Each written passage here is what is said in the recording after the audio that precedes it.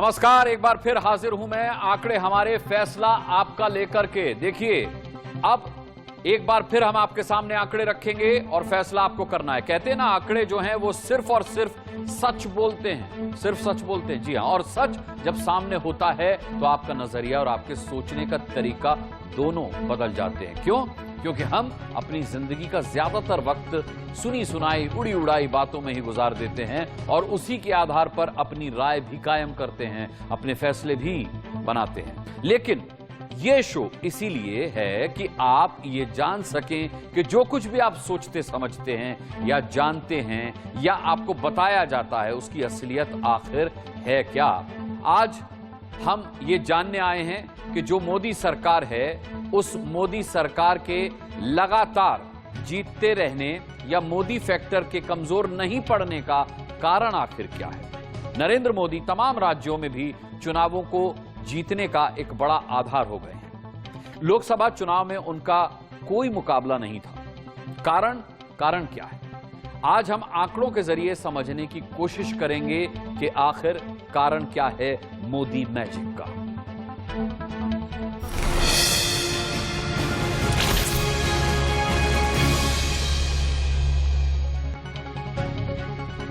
अब देखिए, मोदी सरकार के मजबूत होते जा रहे फैक्टर का एक बड़ा धड़ा जो ये माना जा रहा है वो ये है कि महिलाएं बीजेपी को बहुत मजबूत वोट देती हैं, बहुत मजबूत वोट बैंक वो बनती जा रही हैं। अब महिलाएं आखिर क्यों बीजेपी को वोट दे रही हैं? तो आज का ये विश्लेषण का मुद्दा यही है कि क्या महिलाएं मोदी सरकार का मजबूत वोट बैंक बनती जा रही हैं? आंकड़े यहां आएंगे। आंकड़े हमारे फैसला आपका, क्या महिलाएं बीजेपी का मजबूत वोट बैंक हैं? अब हमने जनता के बीच सर्वे किया, हमने उसी वोट बैंक के बीच जाकर के सर्वे किया जिसके बाद ये आंकड़े निकल करके सामने आए हैं। हम आपको लोगों की जुबानी भी सुनाएंगे और आंकड़े भी बताएंगे कि आखिर क्या महिलाएं बीजेपी का मजबूत वोट बैंक हैं। क्योंकि याद रखिएगा कि ये हमारा सवाल अभी आंकड़ों में आपको जवाब देगा और उन आंकड़ों पर बात करने के लिए हमारे साथ मेहमान जुड़ेंगे। हमारे साथ हमारे एडिटोरियल डायरेक्टर होंगे आलोक मेहता साहब, हमारे साथ चारू प्रज्ञा होंगी भारतीय जनता पार्टी की प्रवक्ता, हमारे साथ अरविंद मोहन होंगे, कंसल्टिंग एडिटर हैं इंडिया न्यूज के,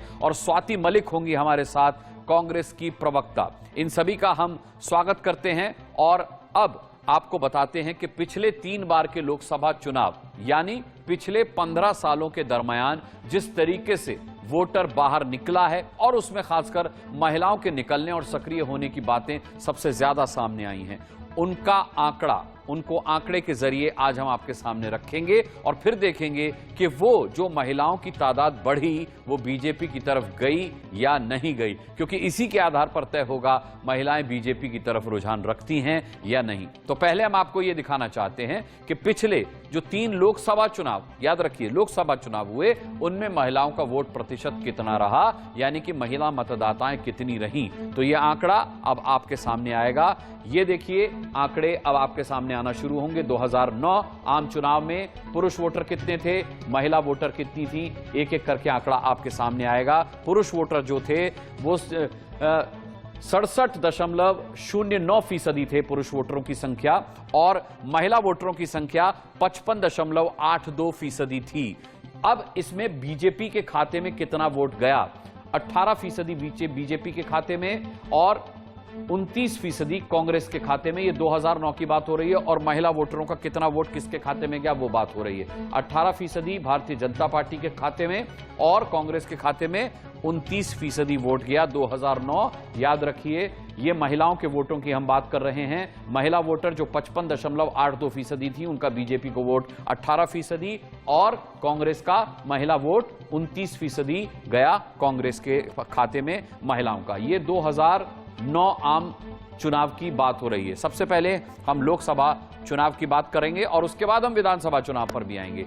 अब आ जाइए 2009 के बाद 2014 लोकसभा चुनाव पर, और इसमें भी हम आपको आंकड़ा बताएंगे कि पुरुष वोटर कितने रहे, महिला वोटर कितनी रही और बीजेपी और कांग्रेस के खाते में कितना कितना वोट महिलाओं का गया। तो यहां पर आम चुनाव 2014 की हम बात कर रहे हैं। पहला आंकड़ा आपके सामने आएगा पुरुष वोटर का। पुरुष वोटर 67% रहे, 67% पुरुष वोटर रहे। महिला वोटर 65.30% रही। अब जहां आंकड़ा आप नीचे देखिए 2009 के मुकाबले किस कदर बदला है। वो 29% जो कांग्रेस के खाते में गया था, वो 29% अब बीजेपी के पाले में आया और 19% हो गया कांग्रेस के खाते में, यानी बिल्कुल आंकड़ा बदल गया। ये महिलाओं का वोट हम आपको बता रहे हैं, सिर्फ महिलाओं का वोट।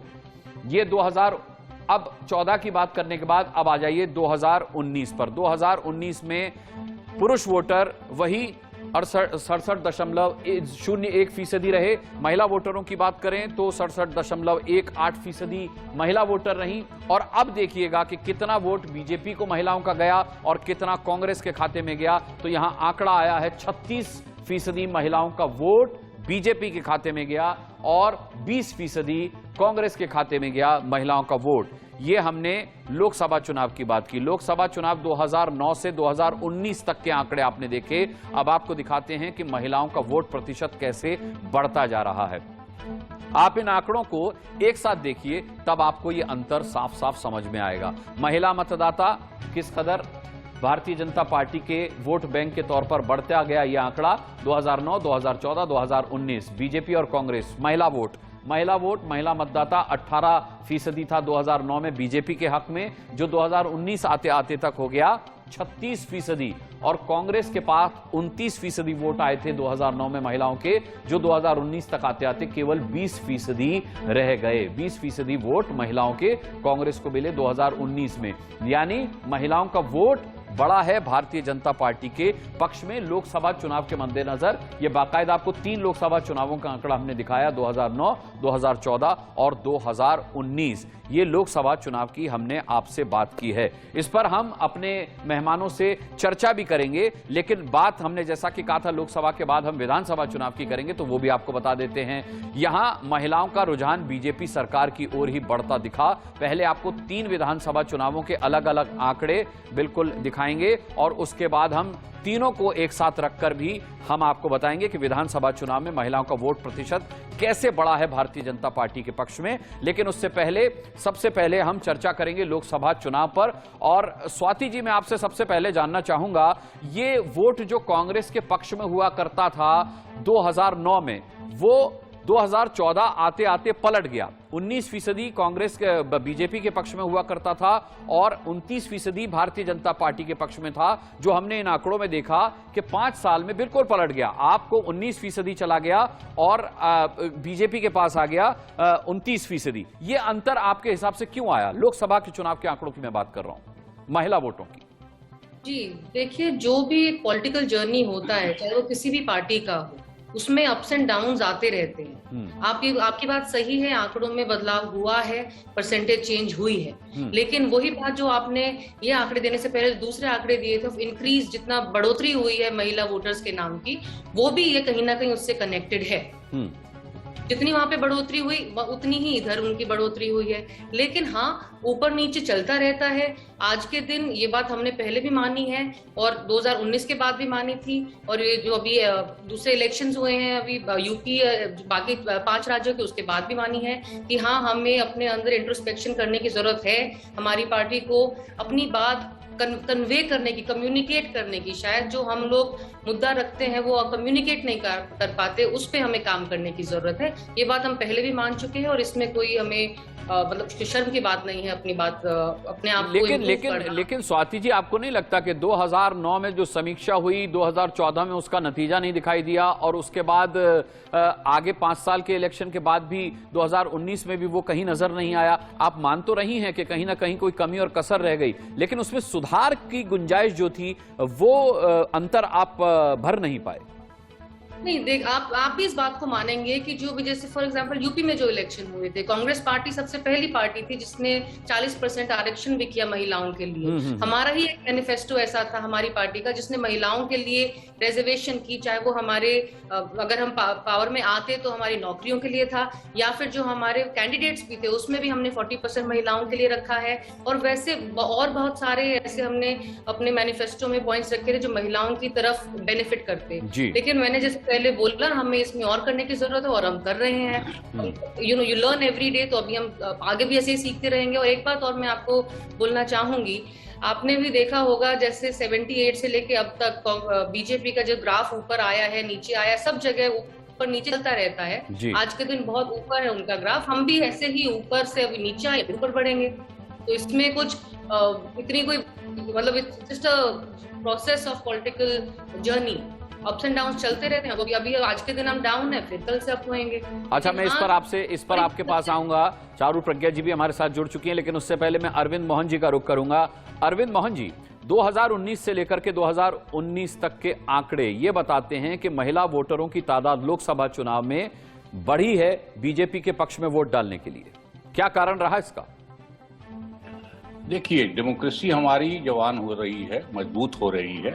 आप अगर इससे 10 बरस पहले के आंकड़े देखेंगे 99 से या 89 से, तो आपको ये दिखाई देगा कि पिछड़ों का, आदिवासियों का, दलितों का वोट परसेंटेज बहुत तेजी से बढ़ा है। और दुनिया में उल्टा हो रहा है कि पढ़े लिखे होशियार ये लोग वोटिंग कम कर रहे हैं। वो वोटिंग करते हैं, गरीब और बेरोजगार और कमजोर लोग नहीं करते। हिंदुस्तानी डेमोक्रेसी में उल्टा हुआ है कि सारी वोटिंग कम हो रहा है, पढ़े लिखे लोग डेमोक्रेसी से दूर हो रहे हैं, और जितना गरीब और कमजोर तबका है उसका पार्टिसिपेशन बढ़ता जा रहा है। जी, ये डेवलपमेंट का एक नया फेज है औरतों का, कि औरतों की वोटिंग का परसेंटेज अचानक आपको दिखाई देगा कि औरतें सबसे बड़े मजबूत ग्रुप के रूप में उभर रही हैं पिछले 3 चुनाव से। औरतों की वोटिंग और औरतों का पार्टिसिपेशन, जो आमतौर पे सिंबॉलिक पहले होता था, किसी पार्टी ने इतना टिकट दे दिया, किसी ने वो दे दिया, उसकी जगह आप देखिए। और इस बदलाव में बड़ी भूमिका पंचायतों की रही है।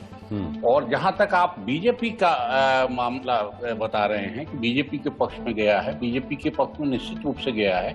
और पहले इंदिरा जी के होने से औरतों के वोटिंग में कांग्रेस को 1-2% का एज मिलता था, और बीजेपी के बारे में ये धारणा थी कि ये दंगा वाली पार्टी है, तो इसलिए औरतों को उससे दिक्कत होती है, उनको कम वोटिंग मिलता है। ये परसेप्शन ठीक उलट गया है आज की तारीख में मोदी जी के आने के बाद से। और औरतों का वोट बीजेपी को, नीतीश कुमार को जैसे जमात को ज्यादा मिलने लगा है, 1-2%। जी, ये जो बड़ा गैप आप देख रहे हैं अपने आंकड़ों से, जो हमको दिखाई दे रहा है कि कांग्रेस और बीजेपी में बड़ा गैप, ये गैप औरतों के मामले में ही नहीं है, ये कुल वोटिंग में भी। अगर कुल वोटिंग में भी आप देखेंगे तो आपको ऐसा ही गैप दिखाई देगा कि बीजेपी का ग्राफ एकदम ऊपर गया है और कांग्रेस उसमें नीचे टूटी है। औरतों के मामले का सिर्फ अगर आप एनालिसिस करेंगे कांग्रेस और बीजेपी का, तो ये ग्राफ निश्चित रूप से बीजेपी के हक में है, लेकिन उतना बड़ा गैप नहीं दिखाई देगा जितना जनरल वोट में है। तो कांग्रेस बुरी तरह हारी भी है इस बीच, और बीजेपी शानदार ढंग से जीती भी है, जिसको भी अंडरलाइन करने की जरूरत है। और जो असली बदलाव की बात है वो यही है कि औरतों का पॉलिटिकल पार्टिसिपेशन सिर्फ वोट में नहीं, कुल पॉलिटिकल पार्टिसिपेशन बड़ी तेजी से बढ़ा है। और ये गांव से लेके शहर तक हुआ है, और सिर्फ औरतों का नहीं हुआ है, मैं ये कहूंगा दलितों का हुआ है, आदिवासियों का हुआ है। ठीक है अरविंद जी, चारू प्रज्ञा जी का भी मैं रिएक्शन ले लेता हूं। चारू, महिलाओं के लिए कल्याणकारी योजनाएं मोदी सरकार जो लाए, उसका लाभ सीधे सीधे इन आंकड़ों में दिखाई दे रहा है, या कांग्रेस इम्प्रोवाइज नहीं कर पाई? उसने समीक्षा तो की, लेकिन उसने समीक्षा में जो सीखा वो अप्लाई नहीं किया, इसका फायदा ज्यादा दिखता है? अनुराग जी, मैं समझ नहीं पा रही थी कि मुझसे पहले बोलने वाले पैनलिस्ट कहना क्या चाह रहे हैं, लेकिन स्पष्ट रूप से मैं आपको बताती हूँ मैं इसे किस तरीके से देखती हूँ। पहले तो गांधी जी कहा करते थे कि एक देश कितना प्रोग्रेसिव है, वो किस रेट पर आगे बढ़ रहा है, वो अगर आपको देखना है तो आप उस देश की महिलाओं को देखिए। तो आज की तारीख में हमारा देश प्रोग्रेसिव है, आगे बढ़ रहा है, डेवलप्ड नेशंस में हमारे देश की गिनती होने लगी है। और ये हमें समझ आता है देखकर कि आज हम अपने देश की बच्चियों को, महिलाओं को जो इज्जत देते हैं, जो समाज में जगह देते हैं, जो गवर्नेंस एंड पॉलिटिक्स में जगह देते हैं, एजुकेशन को जिस तरीके से हम एनकरेज करते हैं, ये सब उन्हीं के इंडिकेटर्स हैं। और आप पहले से चुनाव की अगर आप पैटर्न देखते जाएं, और मैं भारतीय जनता पार्टी की, मोदी जी की भी बात करूंगी, मोदी जी के जितनी फ्लैगशिप स्कीम्स हैं वो महिलाओं के लिए हैं, क्योंकि कहीं ना कहीं जब हमारा देश आगे बढ़ रहा था, साल दर साल उम्र बढ़ रही थी, महिलाएं पीछे छूट गई थी। मुझसे पहले बात करने वाले पैनलिस्ट लोग उसके बारे में बात कर रहे थे कि पिछड़े लोग हैं, वंचित लोग हैं, और उन्हीं गिनती में आप हमारी आधी आबादी को ले रहे हैं, तो कहीं ना कुछ तो गलत है आपके कैलकुलेशन में।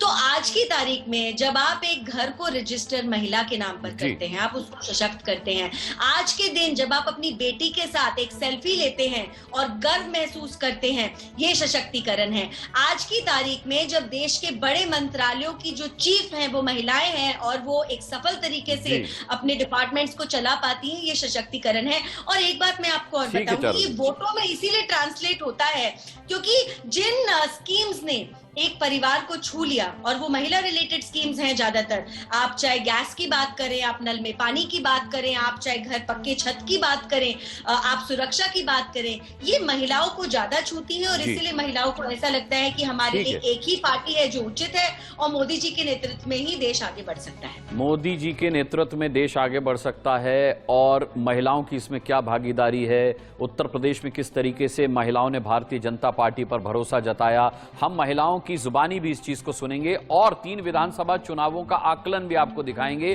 कि कितने प्रतिशत महिला वोटरों की संख्या भारतीय जनता पार्टी के पक्ष में बढ़ी है। और आलोक मेहता जी से भी रिएक्शन लेंगे, उनसे भी बात करेंगे एक छोटे से ब्रेक के बाद। एक बार फिर आपका स्वागत है और अब बात करते हैं उत्तर प्रदेश विधानसभा चुनाव की। यहां भी महिलाओं का रुझान बीजेपी सरकार की ओर ही बढ़ता दिख रहा है। पहले आपको 3 विधानसभा चुनावों के अलग अलग आंकड़े दिखाएंगे और फिर तीनों को साथ में रखकर उनके बढ़ते आंकड़े भी आपको बताते हैं। देखिए, चुनाव शुरू करते हैं 2012 से।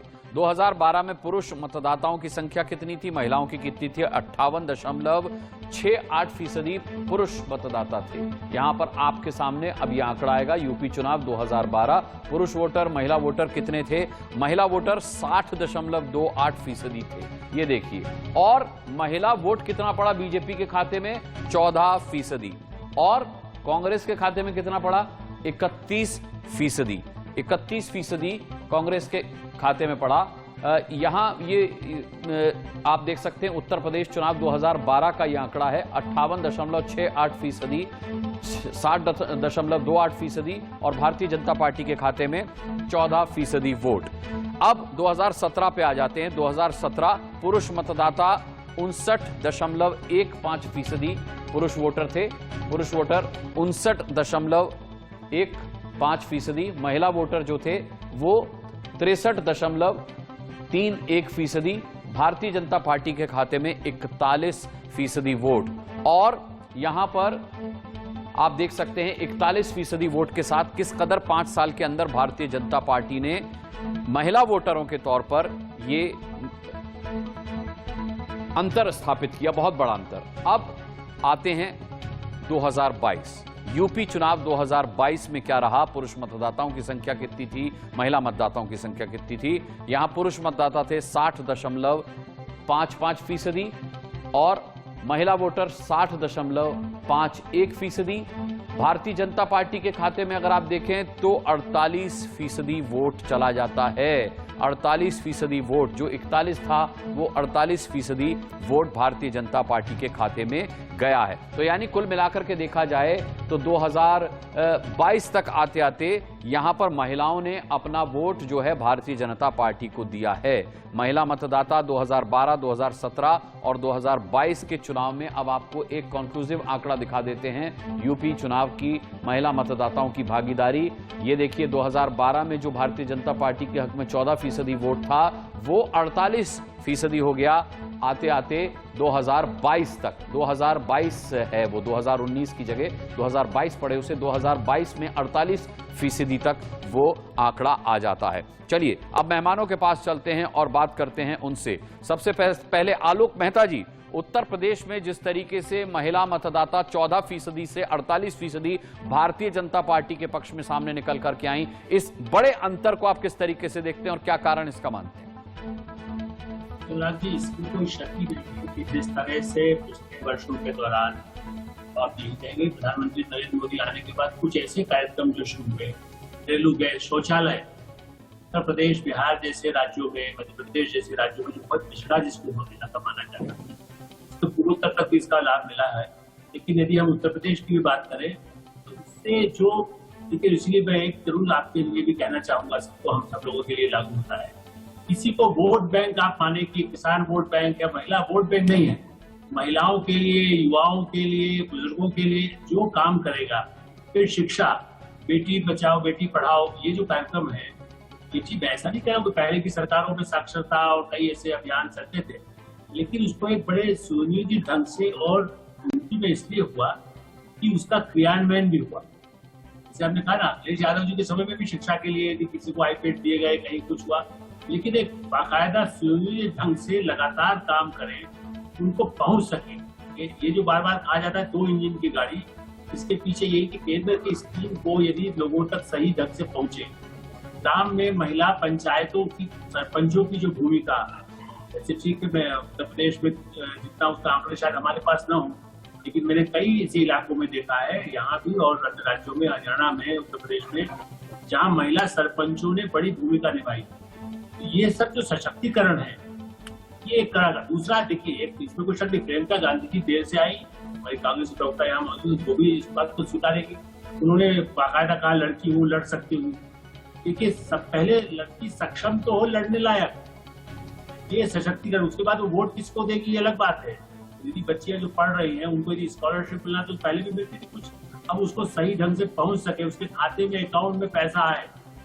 सबसे बड़ी बात है, मैं दिल्ली शहर में देख रहा हूँ तो उन बच्चों के घर के खाते में भी पैसा आ जाता है, माता पिता के लिए, किसी के लिए, तो वो जो महिलाओं के लिए आया है। और एक लाइन और, अयोध्या, मथुरा, काशी, ये जो इस तरह की जो धार्मिक भावनाएं हैं, उससे भी जो पुरानी बुजुर्ग महिलाएं हैं, युवा महिलाओं को हमने कहा किसी को सुविधाएं मिली, ये एक बड़ा कारण है जिससे जुड़ा है। ठीक है, मैं स्वाति जी का रुख करूं, उससे पहले आलोक मेहता जी, उत्तर प्रदेश की महिलाओं की बात भी सुन लेते हैं, वो बहुत जरूरी है, क्योंकि आंकड़ों की जुबानी तो हमने समझ ही लिया, अब महिलाओं की जुबानी भी सुन लेते हैं।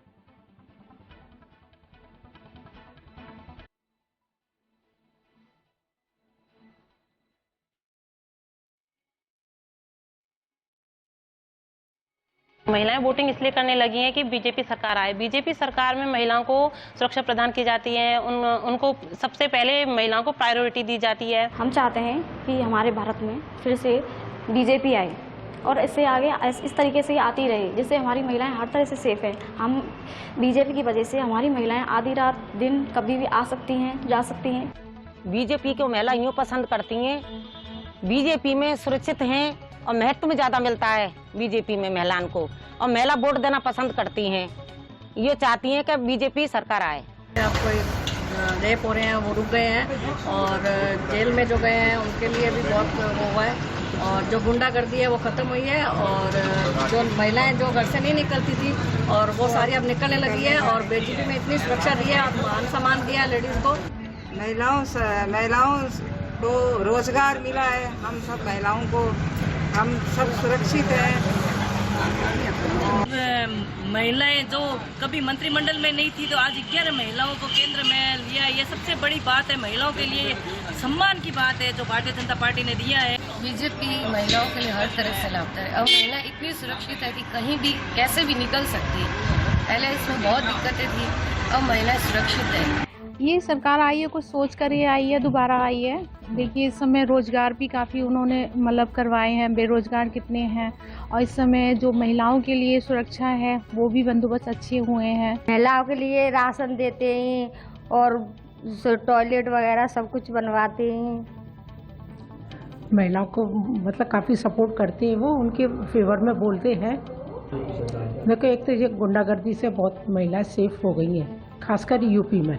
सबसे बीजेपी के अलावा हमारे पास कोई ऑप्शन ही नहीं है, और बीजेपी सरकार ने जो इतने सालों से कार्यरत है, उस कार्य की बारे में कुछ कहना, मेरे पास कोई ऐसे तरीके के कोई वर्ड भी नहीं होंगे जो मैं उनके लिए तारीफ में ना कहूँ, क्योंकि बीजेपी सरकार ने हर क्षेत्र में हर वर्ग के लिए कार्य किया है। जी, मैं बीजेपी को इसलिए पसंद करती हूँ कि योगी जी ने योगी जी को वोट देने का मेन कारण मेरा यही था कि योगी जी महिलाएं जो हैं वो सुरक्षित हो गई हैं। मजबूत इसलिए बनती जा रही हैं कि बीजेपी इतना हम लोग को सपोर्ट कर रही है, हमारे लिए इतना काम कर रही है कि हम लोग को फ्री राशन दे रही है, हम लोग को फ्री सम्मान मिल रहा है। महिलाओं के लिए तो महिलाओं के लोन की सुविधा हुई है, महिलाओं को जो है सेल्फ डिपेंडेंट हुई है महिलाएं बीजेपी राज में, और जो है गुंडा राज खत्म हुआ है।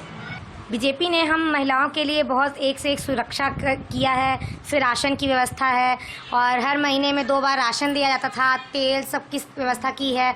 गुंडा राज यूपी से ख़त्म कर दिया है एकदम। हाँ, अब सुबह शाम अपना मतलब रात को भी अकेले निकल सकती हैं, गुंडा राज खत्म हो रहा है। और क्या, मतलब जैसे अकेले नहीं आ जा सकती थी, अब हर जगह सेफ्टी है। चलिए, मेहमानों का रुख करेंगे, स्वाति जी का रुख करेंगे। भारतीय जनता पार्टी के खाते में जो आपको आंकड़े दिखाई दे रहे हैं वो भारतीय जनता पार्टी प्लस के हैं और समाजवादी पार्टी प्लस के आंकड़े आपको साफ दिखाई दे रहे हैं। स्वाति जी, यहां अगर मैं लोकसभा चुनाव की बात कर रहा था तो मैंने कंपैरिजन किया था भारतीय जनता पार्टी और कांग्रेस में। उत्तर प्रदेश की बात कर रहा हूं तो कांग्रेस का नामो निशान ही नहीं है। 3 दशक से ज्यादा हो गए सूखा हुए कांग्रेस के लिए। यहां पर समाजवादी पार्टी के पक्ष में फिर भी महिलाएं दिखाई दे रही हैं, लेकिन कांग्रेस के पक्ष में कुछ नहीं है। आलोक मेहता जी की टिप्पणी आपने सुनी होगी कि लड़की हूं, लड़ सकती हूं, लेकिन लड़की लड़ने में पहले सक्षम तो हो खुद। क्या कहना चाहेंगी आप?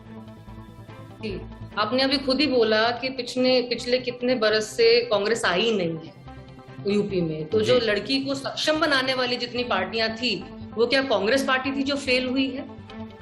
ये आप बताइए। या ये बाकी पार्टियां जो अभी तक वहां पे और रूल कर रही थी वो फेल हुई है? कौन फेल हुआ है पिछले इतने बरसों में लड़कियों को सक्षम करने के लिए? और अब जब प्रियंका जी वहां पे आई, उन्होंने पहली बात बोली, और ये बात सच भी है कि एक बार आप एक बार लड़कियां सक्षम हुई तभी तो 14% से 48% वोट बढ़ गया भारतीय जनता पार्टी के पक्ष में। ये आंकड़ा भी लड़कियों का ही है।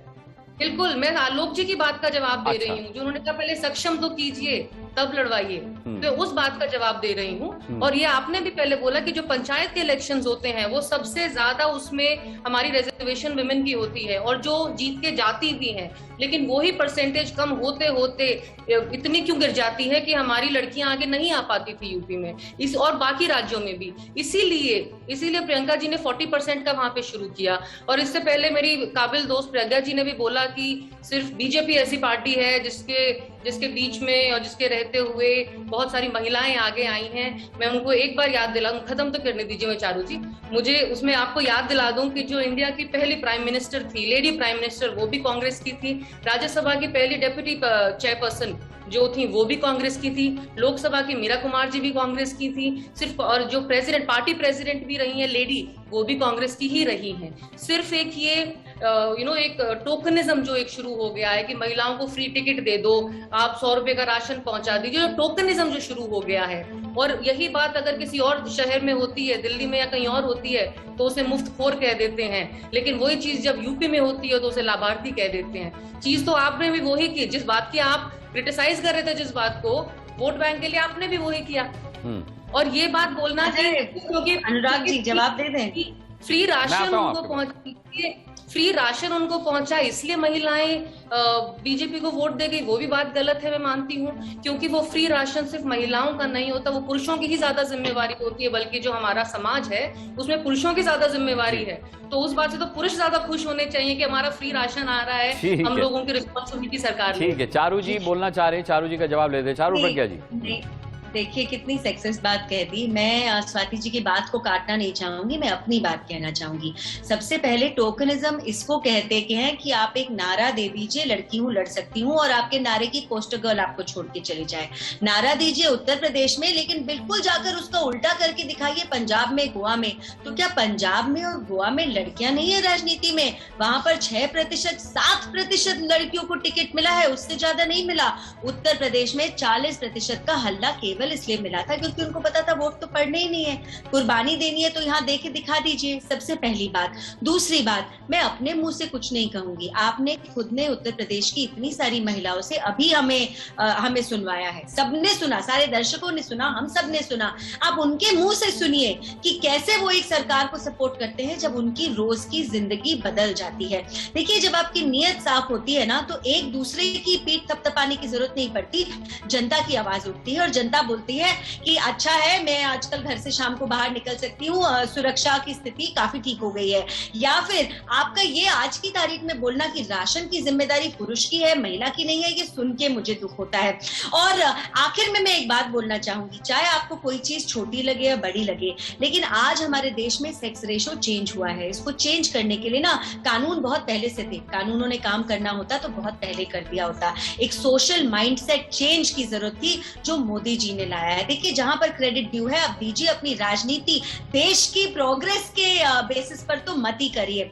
और आखिरी में मैं एक बात और कहना चाहूंगी, कुछ चीजें हमारे देश में हक होना चाहिए। अगर आप एक गरीब हैं तो आपको अपने खाने पीने की चिंता नहीं होना चाहिए। मुफ्तखोरी में उसको बोलती हूँ कि मैं इतने परसेंटेज बिजली आपको फ्री दूंगा, उसके बाद 10,000 रुपए का आपका महीने का बिल आ जाएगा, जो दिल्ली में होता है, जिसको हम फ्री बीज कहते हैं। उत्तर प्रदेश में अगर आपकी बेसिक नीड्स का ध्यान रखा जाता है, अरे पीने को पानी, खाने को दाना, एक रहने के लिए छत, ये तो बेसिक्स हैं। और ये उत्तर प्रदेश की बात नहीं है मैडम, ये पूरे देश के आंकड़े आप देख लीजिए। जो सेंट्रल गवर्नमेंट काम करती है वो देश भर में काम करती है, और जो basic amenities for decent living जिसकी जरूरत होती है एक सिटीजन को, उसको पूरा करने की जिम्मेदारी मोदी सरकार ने 8 साल पहले ली थी और आज तक बखूबी निभा रही है। जी मैं जवाब दे सकती हूँ?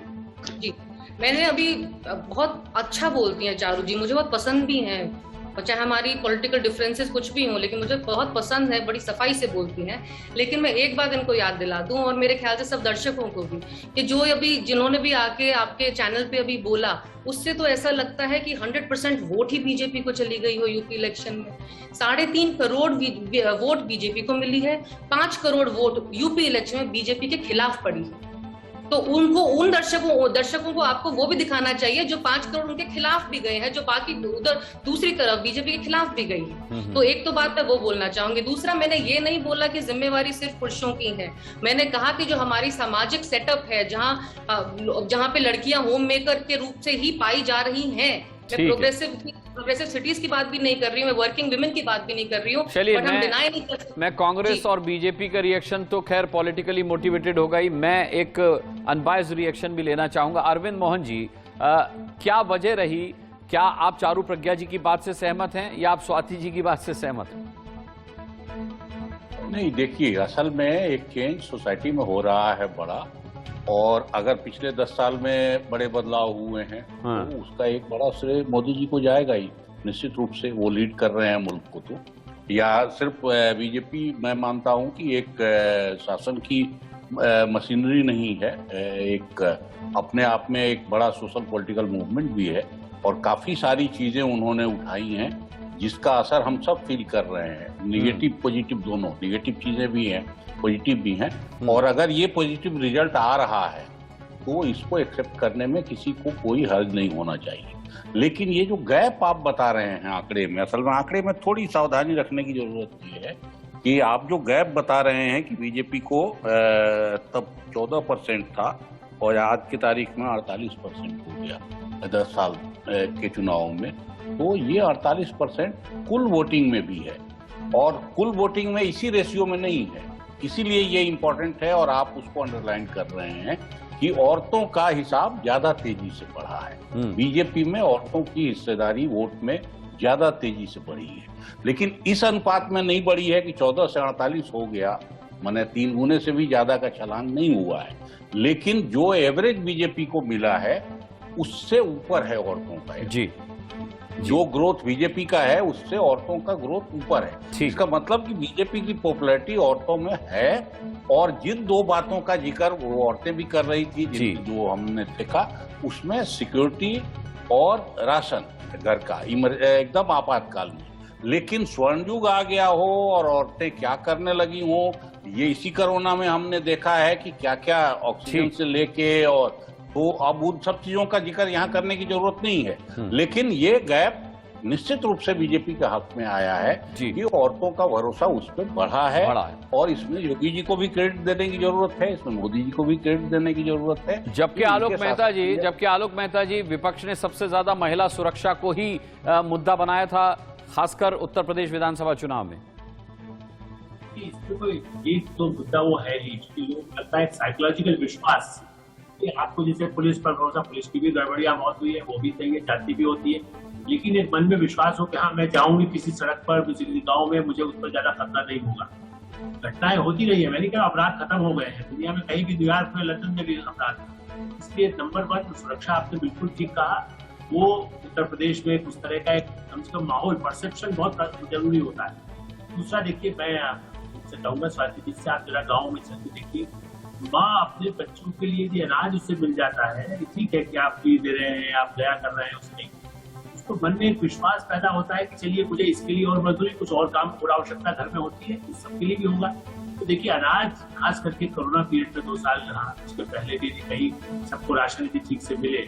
हम सब लोग जो गाँव से आए जानते हैं कि कितना महत्वपूर्ण है। ये मत कहिए कि साहब वोट मिलता है तो कोई उसकी वजह से वोट की बात छोड़िए। इंदिरा जी के समय में यदि साड़ी भी बढ़ती थी तो हम जैसे पत्रकार ये मानते थे कि हाँ ठीक है, गरीब को यदि उस समय 10 रुपए की साड़ी मिल गई जी, वो बहुत बड़ा अपराध नहीं है, जबकि उसको वैसे कानूनी रूप से तो कह देंगे कि वो भी गलत है। बल्कि उत्तर प्रदेश में भी आपको ध्यान होगा, लालजी टंडन की बात के लेकर उस समय कुछ साड़ियां बढ़ी थी, उसमें विवाद भी हुआ। लेकिन मेरा ऐसा मानना है कि यदि गरीब को कुछ तो, वरना वोट ही देने नहीं जाता था ना। और जहां तक बहुमत की बात है, ये हमारे लोकतंत्र में सीट के आधार पर यदि तय होता है, परसेंटेज की बात है। इंदिरा जी 71 में आप देखिएगा साथी जी, 33% पर भारी बहुमत था, 33% वोटिंग पर उनके लिए, कांग्रेस के लिए।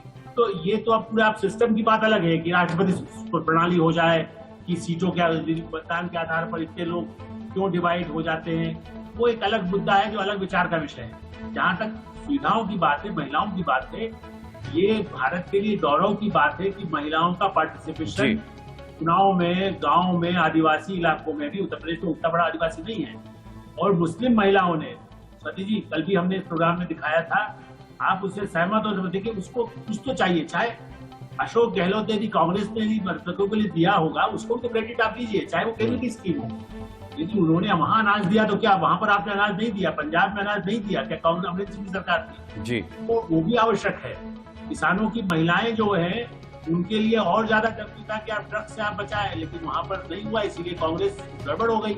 आज भी ड्रग्स के सारे मामले बड़े बड़े फंसे हुए महाराष्ट्र और पंजाब में, महिलाएं इसलिए आपसे नाराज हुई। ठीक है, आलोक जी लौटूंगा आपके पास, कुछ और महिलाओं का की बात सुन लेते हैं। ये महिलाएं क्या कहती हैं और इनकी बात आंकड़ों से मेल खाती है या नहीं, ये बहुत जरूरी है जानना। देखिए, काम किया है, लड़कियों के लिए भी अच्छा काम किया है, क्योंकि हर एक घर में मकान हुए हैं, सिलेंडर हुए हैं, गैस चूल्हे हुई हैं, लैट्रिन मोदी सरकार ने बनवाया है। तो महिलाओं के लिए जब सुविधाएं होंगी तो सरकार उन्हीं की तरफ महिलाएं भी आकर्षित होंगी जहां सुविधाएं मिलेंगी। वजह यह है कि उन्होंने महिलाओं के लिए इतना सशक्तिकरण किया है, और साथ में उन्होंने महिलाओं को बहुत आगे बढ़ाने के और रोजगार बनाने के, सिलाई मशीन उन्होंने सबको प्रोवाइड किया है। बिल्कुल बीजेपी ही है भाई, बीजेपी इतना अच्छा काम कर रहा है, ऑब्वियसली मतलब जो महिलाएं हैं वो तो बीजेपी को ही पसंद करे, जैसे योगी जी हैं इतना कुछ निकाल दिए हैं। बिल्कुल सर, महिलाएं बीजेपी को बहुत पहली प्राथमिकता तो बीजेपी को ही दे रही हैं, क्योंकि बीजेपी का कार्य ही ऐसा हो रहा महिलाओं के प्रति और सभी लोगों के प्रति है, खासतौर से महिलाओं के प्रति तो बहुत है। मतलब मोदी योगी हैं ही ऐसे अच्छे आदमी जो उनसे जुड़ रही हैं। हम तो मंदिर में पूजा करते हैं मोदी की और योगी की। सो अच्छी बात है, सुरक्षा दे रहे हैं। मेन सिक्योरिटी है जो पहले इतनी नहीं थी, अब हम फ्रीडम से निकल सकते हैं, तो अब कोई टेंशन नहीं है। छोटा बच्चा भी है साथ में तो हम 9-10 बजे भी निकल सकते हैं, पहले हमें डर लगता था। भारतीय जनता पार्टी एक सिद्धांतिक पार्टी है, क्योंकि हमेशा हम बेझिझक उस पार्टी में जा सकते हैं। भारतीय जनता पार्टी एक बहुत ही वृहद पार्टी है और एक इतना बड़ा संगठन जिस पर पूरे भारतवासी जो हैं वो विश्वास करते हैं। ये एक जो बात है इसको सत्यापित स्वयं जनता बार बार करती है, और महिलाओं के ऊपर देखा जाए तो खास तौर पर पार्टी ने बहुत ज़्यादा कार्य किए हैं। तो ये महिलाओं की बात हमने सुनी और ये देश भर की महिलाओं का बयान था। स्वाति जी, सवाल ये है कि आपने कहा अप्स एंड डाउन्स लगे रहते हैं, मैं ये जानना चाहता हूं कि उत्तर प्रदेश में कांग्रेस का अप कब आएगा? समाजवादी पार्टी के पक्ष में फिर भी महिलाएं जाती हुई दिखाई दे रही हैं अपना वोट लेकर के, लेकिन जब कांग्रेस समाजवादी पार्टी के साथ आती है तो आप अपना ही नहीं समाजवादी पार्टी का भी नुकसान कर देते हैं। ये कहना थोड़ा अनफेयर है कि हम उनका भी नुकसान कर देते हैं। जिससे मैंने बोला पॉलिटिकल जर्नी है, अभी डाउन है, फिर अप होएंगे। लेकिन सबसे जरूरी बात जो कांग्रेस की ये है, और जो हम सबको और जितने भी हमारे नागरिक हैं, जो 5 करोड़ लोग हैं जिन्होंने बीजेपी के खिलाफ वोट डाल दिया, जो आपने नहीं सुना है उनमें से एक भी, उन सबको हिम्मत नहीं हारनी है और इस लड़ाई में इसको जिसमें जुटे रहना है। तो बस ये एक ग्राफ है, अभी नीचे धीरे धीरे ऊपर आएगा और आप अगले इलेक्शन में देख लीजिएगा। अभी इलेक्शन आएंगे लोकसभा के, तब देख लीजिएगा। ये तो डेली एक every day there is a development, हर रोज बदलाव आता है, ये कोई ओवरनाइट बदलाव नहीं है। और ये आप भी मानेंगे कि अगर 78 से अभी तक बीजेपी को इतना टाइम लगा है ऊपर आने में, तो हम लोग अभी नीचे हैं तो फिर ऊपर आएंगे। हमें कुछ समय तो दीजिए, अभी तो 10 साल ही हम, मतलब कितने साल से, 2014 से ही तो हम परेशान हैं। और क्या है बताइए, उसे अभी हमारा भी टाइम है, समय दीजिए। नहीं, समय तो है, लेकिन चारू प्रज्ञा, मोदी जी ने तो कांग्रेस मुक्त भारत का अभियान चला रखा है, तो फिर ऐसे में कांग्रेस वो तो नहीं होगा। वो तो देखिए एक ऑप्टिमिस्टिक थिंकिंग होनी चाहिए। वो हमारे देश के प्रधानमंत्री हैं, मैं उनकी पॉजिटिविटी को दाद देती हूँ कि वो इतनी बड़ी सोच रखते हैं, लेकिन वो एक थोड़ी सी नामुमकिन सी सोच है, वो तो वो भूल जाएं। और बाकी और चीजें हैं जैसे सेफ्टी ऑफ विमेन, अभी सब लोग बोल रहे हैं बहुत सेफ हो गया है यूपी, उन्नाव हमारे सामने हुआ है, हाथरस हमारे सामने, तो अब की बातें हैं और ये तो वो बातें मीडिया में आई हैं, ये तो सिर्फ वो बातें हैं। चारू प्रज्ञा, तो ये ना कि हम 9 बजे निकल सबसे पहले तो बहुत जिम्मेदारी के साथ मैं कहना चाहूंगी कि मोदी जी ने बाकी विपक्षी पार्टियों को भी जिम्मेदार राजनीति सिखा दी है, सक्रिय राजनीति सिखा दी है। अब लोगों को ये नहीं लगता कि आप बहुत बड़े घर से आते हैं, एक बार एमपी बन गए तो अगली बार घर बैठे बैठे वोट बरस जाएंगे और आप फिर से संसद पहुंच जाएंगे।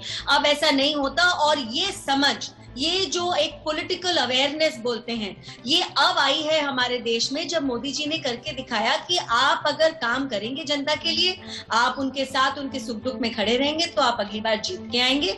वरना कोई फर्क नहीं पड़ता आप कितने बड़े घर के हैं, कितने बड़े नेता हैं, कितनी बार पहले जीत चुके हैं, ये सारी चीजें अब मायने नहीं रखती। और इस बार भी 5 प्रदेशों के चुनाव में हमने देखा बहुत सारे बड़े बड़े नाम हारे हैं, बहुत सारे नए लोग जो जनता से जुड़ के रहे हैं, उनके लिए अच्छा काम किया है, वो जीतते हैं। तो एक जो पॉलिटिकल अवेयरनेस है, एक जो पॉलिटिकल सिस्टम है, वो बदलता जा रहा है हमारे देश में, और वो अच्छे के लिए बदलता जा रहा है। और अगर भारतीय जनता पार्टी की सक्रिय राजनीति के कंपटीशन में बाकी लोग भी जनता के लिए काम करना चाहेंगे, जमीन पे प्रेजेंट रहना चाहेंगे, बहुत अच्छी बात है। मैं मानती हूँ ये गुड एग्जाम्पल सेटिंग है पॉलिटिक्स में। और मोदी जी जब कांग्रेस मुक्त भारत की बात करते हैं, वो उस माइंडसेट मुक्त भारत की बात करते हैं कि जस्ट बिकॉज आपका सरनेम गांधी है आप जीत जाएंगे। अब ऐसा नहीं है। जस्ट बिकॉज आप अपने आप को आजादी वाली पार्टी बोलते हैं, जो कि सच नहीं है, क्योंकि कायदे में ये पार्टी इतनी बार टूटी है, इतनी बार इनके नए नए गठबंधन हुए हैं, कि आजादी वाली कांग्रेस नहीं है। चलिए ठीक है, बहुत बहुत धन्यवाद करना चाहेंगे आज की इस डिबेट में जुड़ने के लिए। आंकड़े हमारे, फैसला आपका। आप सभी मेहमानों का बहुत बहुत धन्यवाद। इसी के साथ आज के लिए इतना ही, इजाजत दीजिए। बहुत बहुत नमस्कार। अब आपसे फिर मुलाकात होगी। पहुंच